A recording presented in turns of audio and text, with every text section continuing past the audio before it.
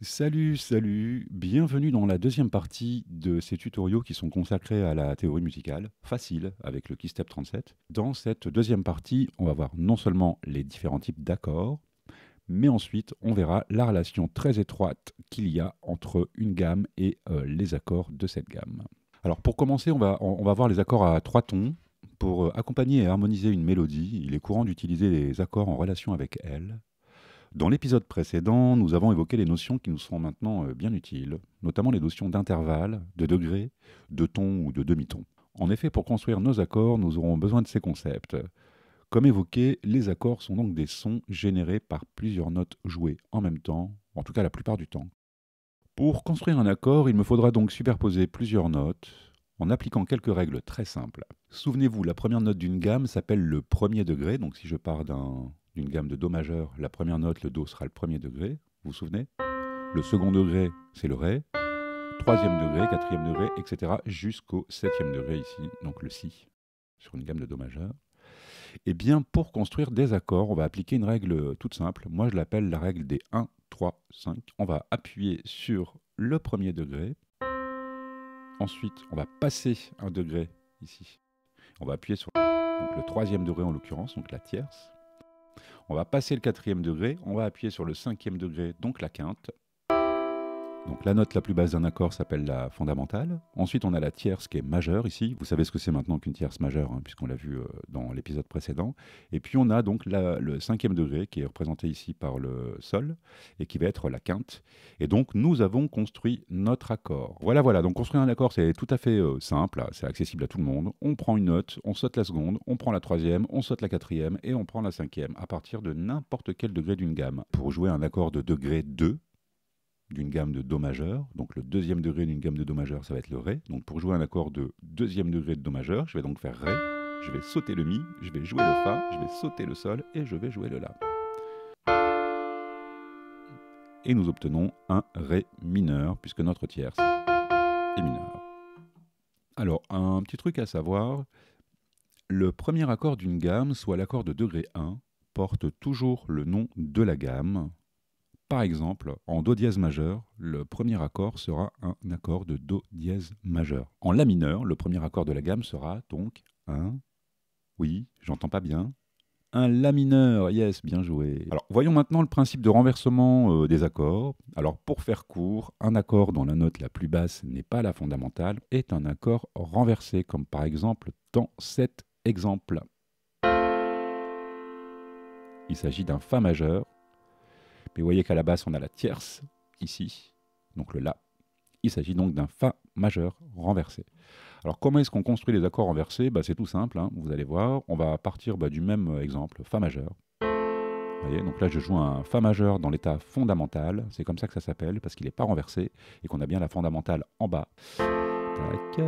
Et donc pour renverser cet accord de Fa majeur, je vais prendre la fondamentale, je vais prendre la note la plus basse et je vais la basculer à l'octave supérieure. Donc ici, on est sur un Fa, je vais donc venir basculer mon Fa ici et ça va me donner ceci. Vous voyez? Donc l'accord fondamental de Fa majeur, il est là. Et l'accord renversé, une fois, il est là. Donc ça, c'est le premier renversement. Et le second renversement d'un accord consiste à déplacer cette fois-ci la tierce qui est là. Donc elle, c'est pareil, on va la balancer à l'octave. Donc vous voyez qu'on est sur un La ici. Eh bien, au lieu de jouer comme ça, on va maintenant jouer comme ça. Et on a donc un accord de Fa renversé et dans son deuxième renversement. Alors qu'est-ce qui se passe si je renverse encore une fois ici la quinte? Si je renverse la quinte à l'octave, on retombe sur un état fondamental d'un Fa, mais cette fois-ci à l'octave, forcément. Vous voyez, donc renverser les accords, c'est très simple. Je prends la note la plus basse, je la bascule à l'octave, etc., etc. Et j'ai donc un accord renversé. Alors maintenant, on va évoquer les différents types d'accords à trois tons. Il en existe plusieurs, hein. On a déjà évoqué les accords majeurs et mineurs. Voilà, mais on va voir maintenant qu'il y en a d'autres. Et puis par la suite, nous verrons comment le Keystep 37 peut générer ces accords à notre place. Tout d'abord, on a les accords majeurs à trois tons, donc on l'a vu tout à l'heure, hein. Par exemple ici un Do majeur. Alors la tierce, elle est bien majeure, hein. Ensuite, on a les accords mineurs à trois tons, donc par exemple un Do mineur, avec une tierce mineure. Alors, on va s'arrêter un petit peu sur ces deux accords et leur tierce. On va les écouter de nouveau.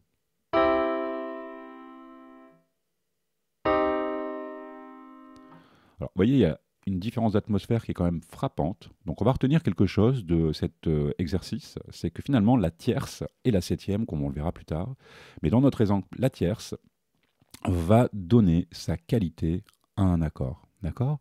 C'est donc la tierce et la septième qui donnent la qualité d'un accord et je dirais même l'ambiance de cet accord. Je vais prendre un exemple tout bête, hein. Si je joue un accord de Do majeur sans mettre de tierce, je vais donc mettre la fondamentale, le Do et la quinte. Vous voyez, là on peut être en majeur ou en mineur. C'est ce qu'on appelle un accord de force d'ailleurs, hein, très connu des guitaristes. Vous voyez, dans cet accord particulier ou dans cet intervalle, j'ai absolument pas d'information quant à la qualité de mon accord. Est-ce que je suis majeur, est-ce que je suis mineur? Je ne sais pas, je peux jouer les deux.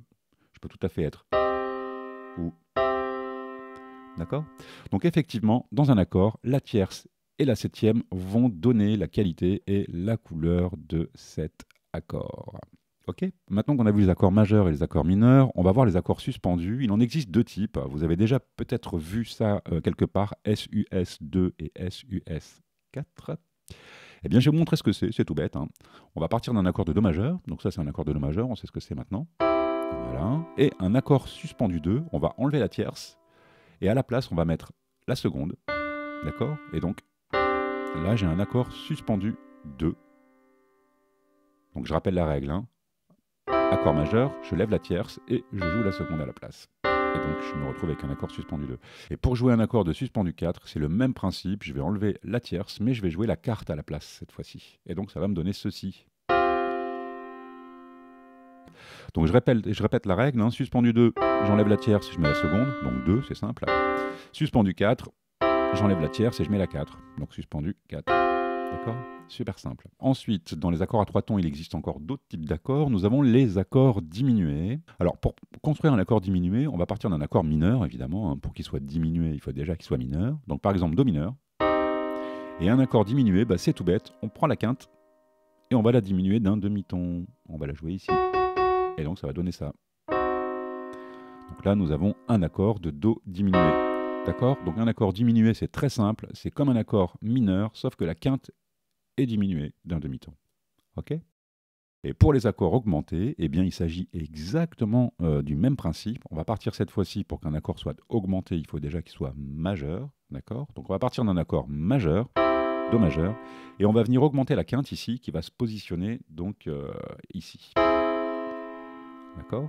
Donc voici un Do augmenté, tout simplement. Alors maintenant, on va voir comment le Keystep 37 va nous aider à générer les accords à notre place. Alors pour ça, on va déjà se positionner ici en mode chromatique, hein, pour que les 12 demi-tons de la gamme soient audibles. Alors on va commencer par les accords majeurs. Comment est-ce que le Keystep 37 va m'aider à générer les accords majeurs? Bah, c'était très simple. Je vais prendre ce premier rotatif qui est ici, je vais le tourner jusqu'à atteindre la valeur du signe qui représente majeur, c'est ça. Là, on est sur le signe majeur. Voilà. Et à partir de ce moment-là, le second rotatif va me permettre de doser le nombre de notes de mon accord. Donc si je veux un accord à trois tons majeurs, a priori, je devrais être bon. Je pense que si j'appuie sur le Do, je devrais avoir un Do majeur. Si j'appuie sur le Ré, je vais avoir un Ré majeur. D'accord? Pareil pour le Do dièse. Vous avez vu, c'est très simple. Je viens sélectionner ici la qualité de mon accord. Donc on a dit majeur, bim. Je viens sélectionner le nombre de notes de mon accord, donc 3 ici, tac. Et voici ce qui se passe.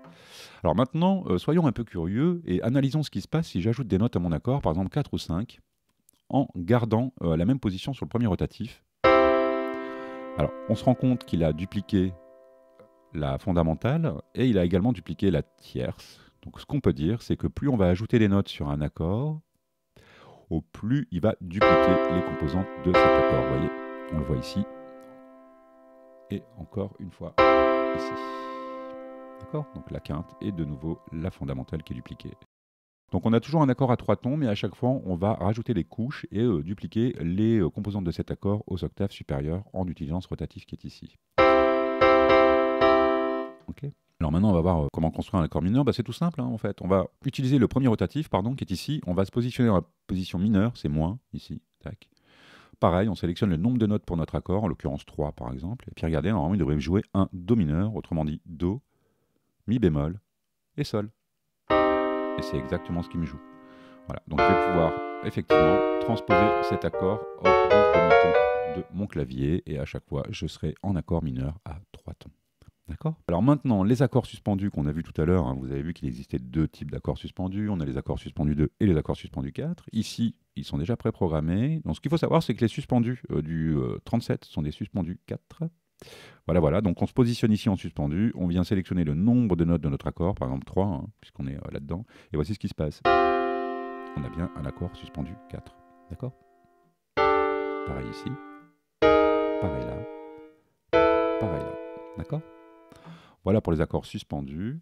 Alors maintenant, on a vu effectivement qu'il y avait des accords suspendus 2, par exemple, ou même diminués ou augmentés. Et ça, pour le coup, le Keystep 37 n'est pas équipé de ce type d'accords. Donc on va devoir les programmer nous-mêmes. Heureusement, le Keystep 37 a un mode user qu'on atteint ici. C'est la toute première valeur, user. Et avec ce mode, on va pouvoir rentrer nos accords nous-mêmes. Alors par exemple, je vais programmer un Do suspendu 2. Vous savez comment on fait maintenant, hein. On met la fondamentale, la seconde et la quinte. Alors pour ça, c'est très simple. Je vais cliquer sur corde.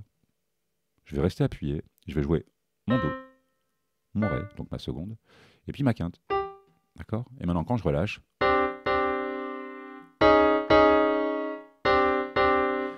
le Keystep 37 a mémorisé mon type d'accord, en l'occurrence suspendu 2, et il va me permettre de transposer cet accord sur les 12 demi-tons de ma gamme chromatique. Alors ça, c'est pour l'accord suspendu 2, mais je pourrais tout à fait programmer un accord diminué, par exemple, hein. Donc, je clique là-dessus, je vais choisir ma fondamentale, je vais prendre Do, tierce mineure, et la quinte diminuée. D'accord? Et à partir de maintenant,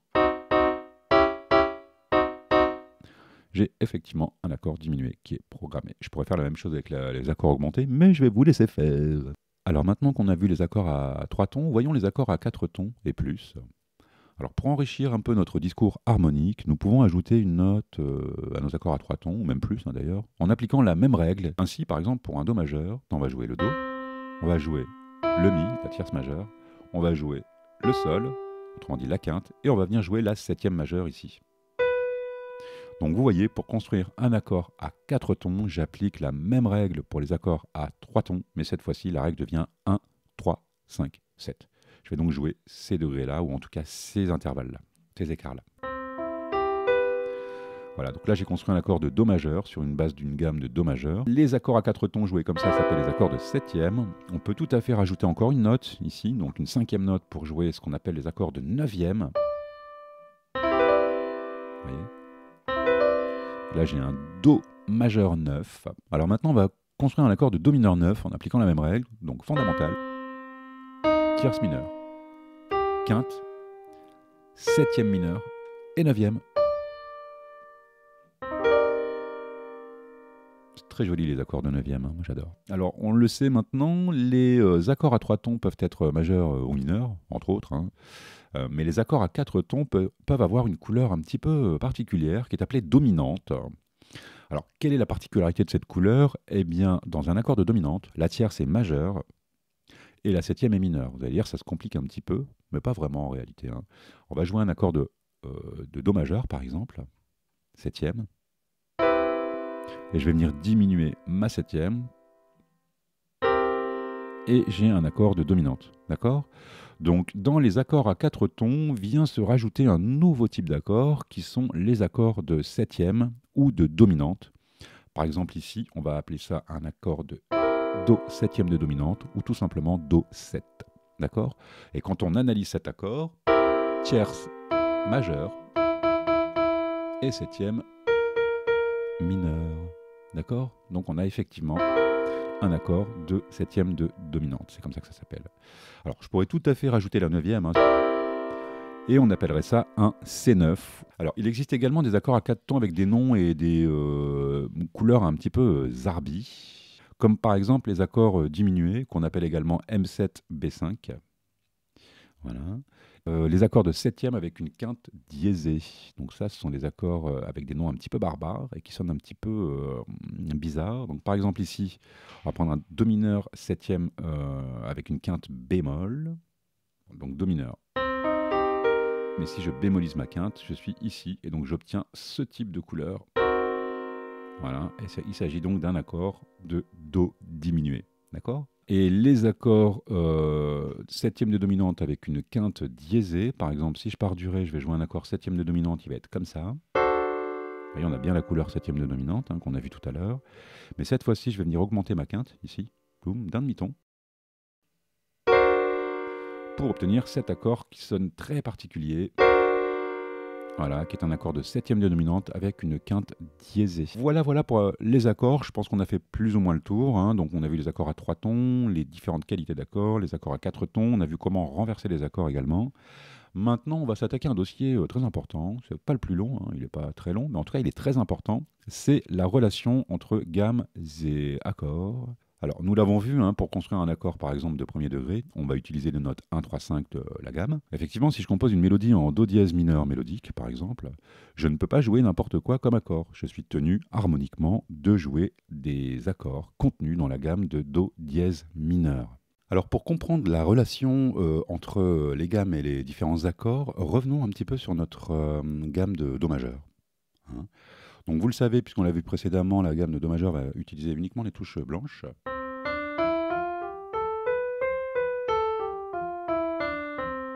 Voilà. Ce que vous savez également, c'est que chacune des notes qui composent notre gamme porte un numéro de degré, donc 1, 2, 3, 4, 5, 6 et 7. On l'a déjà vu 2 ou 3 fois. Comme vous le savez déjà, pour construire les accords, il faut appliquer une règle assez simple qui consiste à extraire des notes de notre gamme pour les assembler et donc construire les accords. Et donc effectivement, comme je le disais, on ne va pas pouvoir jouer des accords qui contiennent des notes qui se trouvent en dehors de la gamme. Alors maintenant, on va s'amuser à analyser un petit peu ce qui se passe concernant justement les différents degrés de notre gamme, surtout quand on les utilise pour faire des accords. Alors, jouons l'accord de premier degré de notre gamme de Do majeur.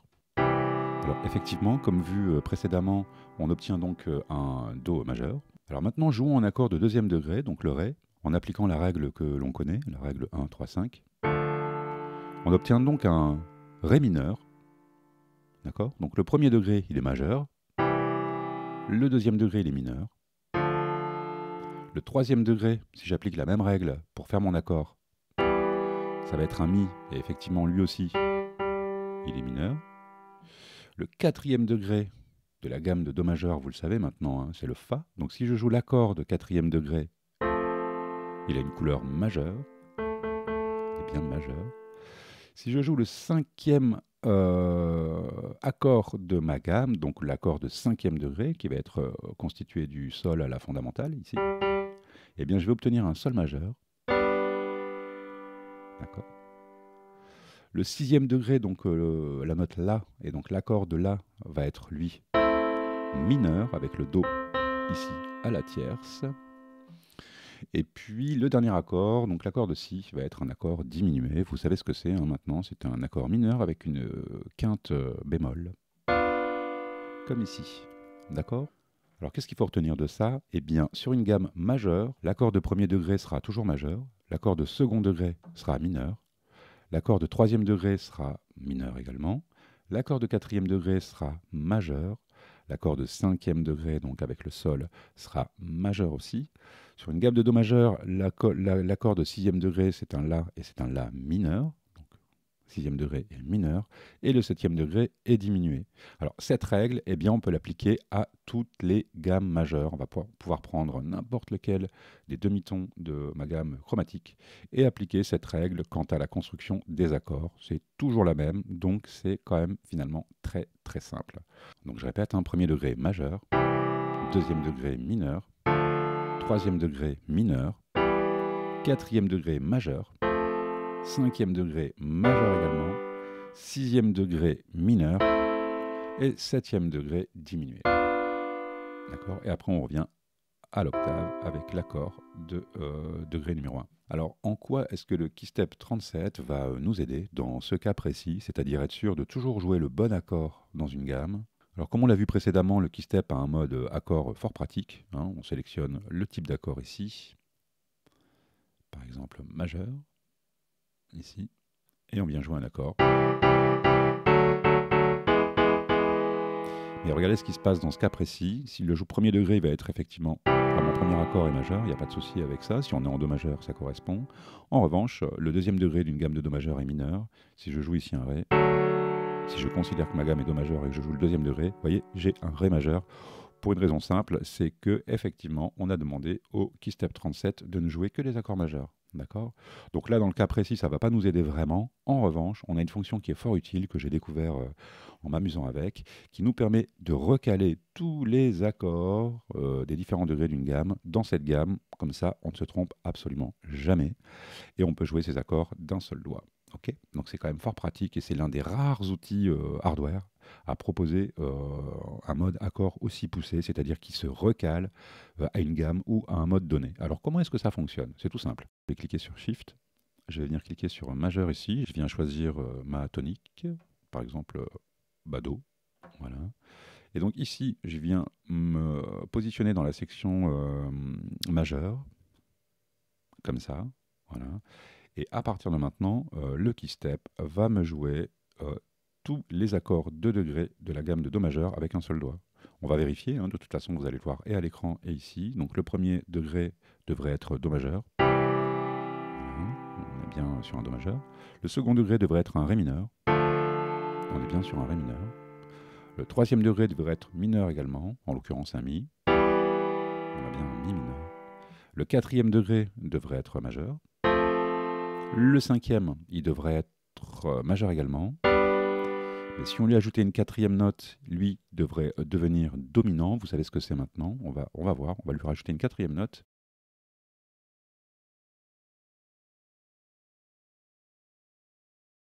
Vous voyez, effectivement, je suis bien en Sol septième de dominante. Donc effectivement, ma gamme est respectée. Si je viens cliquer sur le sixième degré, je devrais avoir un degré mineur normalement. Vous voyez, je suis bien en mineur, La mineur. Et le septième degré, lui, va être diminué. Alors vous avez vu, on a quand même un outil formidable sous les mains, puisque non seulement on va pouvoir lui demander de mémoriser nos accords, un petit peu comme dans les années 80, et puis donc avoir un accord, un type d'accord qu'on va pouvoir transposer partout sur le clavier, mais si on applique un petit peu quelques règles comme ça sur le KeyStep 37, eh bien on va pouvoir lui demander d'être un véritable compagnon, puisqu'on va pouvoir, avec un seul doigt, jouer tous les accords de degré d'une gamme sans jamais se planter. Autrement dit, majeur, mineur, mineur, majeur. En l'occurrence, ici, on est en dominant, mineur et diminué et majeur pour l'octave. D'accord? Donc on a effectivement un outil absolument formidable, non seulement pour composer, mais également pour apprendre. Parce qu'en appliquant ce type de paramètres, en regardant les LED ici, eh bien finalement, on apprend énormément de choses. Bah écoutez, je pense qu'on a fait le tour hein, pour cette seconde partie concernant la théorie facile avec le KeyStep 37. Écoutez, encore une fois, j'espère que vous avez passé un bon moment. J'espère que vous avez appris des trucs et je vous dis à très bientôt. Bye bye.